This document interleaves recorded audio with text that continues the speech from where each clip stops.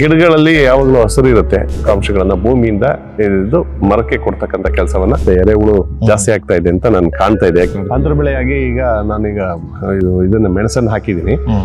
ಎಷ್ಟು ವರ್ಷದ ಅಡಿಕೆ? 25 ವರ್ಷ. 25 ವರ್ಷ.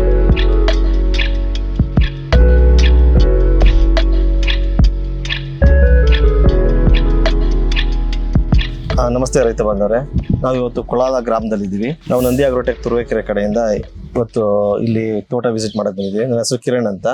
ಅವರು ಡಾಕ್ಟರ್ ಸಾಯಿಲ್ ಒಳಸುರಿಗಳನ್ನ ಬಳಸೋದ್ರಿಂದ ಏನ್ ಚೇಂಜಸ್ ಆಗಿದೆ ಅನ್ನೋದ್ರ ಬಗ್ಗೆ ಮಾಹಿತಿ ತಿಳ್ಕೊಳ್ಳೋಣ. ನಮಸ್ಕಾರ. ನಮಸ್ಕಾರ. ನಾನು ನಾಗರಾಜು ಅಂತ, ಕೋಳಾಲ ಗ್ರಾಮ, ತುರುವೇಕೆರೆ ತಾಲೂಕು. ನಿಮ್ದು ಈಗ ಕೊಳಾಲ ಗ್ರಾಮದಲ್ಲಿ ಎಷ್ಟು ಎಕರೆಯಲ್ಲಿ ನಿಮ್ದು ಅಡಿಕೆ ಗಿಡ ಮಾಡಿದ್ದೀರಾ? ನಾನು ಮಾಡಿರೋದು 3 ಎಕರೆಯಲ್ಲಿ ಮಾಡಿದ್ದೀನಿ. ಎಷ್ಟು ವರ್ಷದ ಅಡಿಕೆ? 25 ವರ್ಷ. 25 ವರ್ಷ.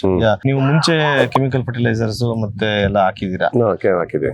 ಈಗ 1 ವರ್ಷ 2 ವರ್ಷದಿಂದ ನೀವು ಡಾಕ್ಟರ್ ಸಾಯಿಲ್ 1 ವರ್ಷ 2 ವರ್ಷದಿಂದ ಹಾಕ್ತೀವಿ. 2 ವರ್ಷ ಡಾಕ್ಟರ್ ಸಾಯಿಲ್ ಆಗ್ತಾ ಇದ್ದೀರಾ. ಏನ್ ನಿಮಗೆ ಚೇಂಜಸ್ ಕಾಣ್ತು ಗಿಡಗಳಲ್ಲಿ ಏನಾದ್ರು? ಗಿಡಗಳಲ್ಲಿ ಯಾವಾಗಲೂ ಹಸಿರು ಇರುತ್ತೆ, ಅದು ಡಾಕ್ಟರ್ ಸಾಯಿಲ್ ಹಾಕಿದ್ರಿಂದ. ಆಮೇಲೆ ಪೋಷಕಾಂಶಗಳನ್ನ ಕೊರತೆ ಇರುತ್ತಲ್ಲ, ಆ ಕೊರತೆ ಇರ್ತಕ್ಕಂಥ ಪೋಷಕಾಂಶಗಳನ್ನ ಭೂಮಿಯಿಂದ ಇದು ಮರಕ್ಕೆ ಕೊಡ್ತಕ್ಕಂಥ ಕೆಲಸವನ್ನ ಅದು ಮಾಡ್ತಾ ಇದೆ ಅಂತ ನನ್ನ ಅಭಿಪ್ರಾಯ. ಯಾಕೆಂದ್ರೆ ಯಾವಾಗಲೂ ಗ್ರೀನಿಶ್ ಇದೆ ಈಗ ತೋಟ. ಅಂದ್ರೆ ನಿಮ್ಗೆ ಹೊಸದಾಗಿ ಗಿಡಗಳಲ್ಲಿ ತುಂಬಾ ಹಸಿರಾಗಿ ಕಾಣ್ತಾ ಇದೆ. ಮತ್ತೆ ನಿಮ್ಗೆ ಈಗ ಡಾಕ್ಟರ್ ಸಾಯಿಲ್ ಹಾಕೋದ್ರಿಂದ ನಿಮ್ಮಲ್ಲಿ ಏನಾದ್ರು ಸಾಯಿಲ್ ಚೇಂಜಸ್, ಕ್ವಾಲಿಟಿ ಚೇಂಜಸ್ ಕಾಣ್ತಾ ಇದೆಯಾ? ಸಾಯಿಲ್ ಚೇಂಜಸ್ ಆಗಿದೆ ಅಂತ ಅನ್ಕೊಂತೀನಿ. ಯಾಕೆಂದ್ರೆ ಭೂಮಿನಲ್ಲಿ ಎಲ್ಲ ಎರೆಹುಳುಗಳು ಗಾತ್ರಗಳು ಮತ್ತೆ ಎರೆಹುಳು ಜಾಸ್ತಿ ಆಗ್ತಾ ಇದೆ ಅಂತ ನಾನು ಕಾಣ್ತಾ ಇದೆ. ಯಾಕೆಂದ್ರೆ ಆ ಮಣ್ಣು ತಿಂದಿರೋದು ಕಾಣ್ತಾ ಇದೆ. ಹೌದು, ನೀವು ದಿನ ಅಬ್ಸರ್ವ್ ಮಾಡಿದಾಗ ಕಾಣ್ತಾ ಇರುತ್ತೆ. ಮತ್ತೆ ಈಗ ನೀವು ಸ್ಲರಿನೂ ಮಾಡಿದಿರಾ ಅಂತ? ಸ್ಲರಿನೂ ಮಾಡಿದ್ದೀನಿ. ಪೊಟ್ಯಾಶ್ ಮತ್ತೆ ಫಾಸ್ಫೇಟ್ ಹಾಕಿದಿರಾ?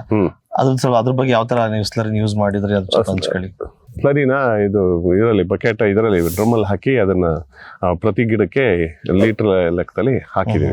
ಯಾವ ತರ ಎಷ್ಟು ಲೀಟರ್ ಹಾಕಿದ್ರಿ? ನಾವು 1 ಲೀಟರ್ ಹಾಕಿದೀವಿ. ಈಗ ಮತ್ತೆ ಈಗ ಅಂತರ ಬೆಳೆಯಾಗಿ ನೀವು ಏನಾರ ಪ್ಲಾನ್ ಮಾಡ್ಕೊಂಡಿದ್ರಿ? ಅಂತರ ಬೆಳೆಯಾಗಿ ಈಗ ನಾನೀಗ ಇದನ್ನ ಮೆಣಸನ್ನು ಹಾಕಿದ್ದೀನಿ.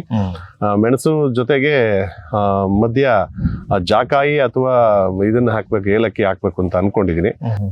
ಅದು ನಮ್ಮ ಬೆಳೆಗೆ ಯಾವ್ದು ಬರುತ್ತೆ ಅಂತ ನೋಡಿ, ಇಲ್ಲ ಕಾಫಿ ಗಿಡ ಹಾಕ್ಬೋದು ಅಥವಾ ಇನ್ನೊಂದು ಬೇರೆ ಹಾಕ್ಬೋದು. ಎರಡರಲ್ಲೂ ಒಟ್ಟು ಅಂತರ ಬೆಳೆಯಲ್ಲಿ 3 ಬೆಳೆನ ಬೆಳಿಬೇಕು ಅಂತ ಅನ್ಕೊಂಡಿದ್ದೀನಿ. 3 ಲೇಯರ್ ಫಾರ್ಮಿಂಗ್ ಪ್ಲಾನ್ ಮಾಡ್ತಾ ಇದ್ದೀನಿ. Okay sir.